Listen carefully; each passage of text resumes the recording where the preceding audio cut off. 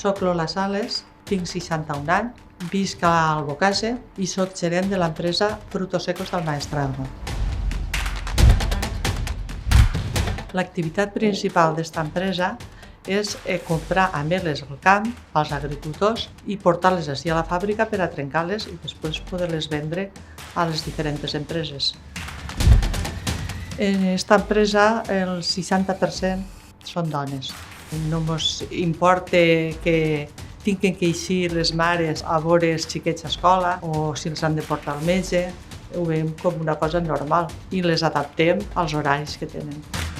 De lo que estic més orgullosa és de l'equip de treball que tenim, de les persones, perquè ens ajuntem totes les setmanes a veure quin treball han fet, se parla sobre el treball, les persones que estem ací tenen molt d'interès.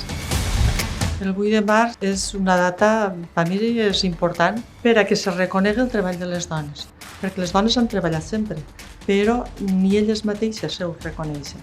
I és que se faci visible el seu treball i que se valori.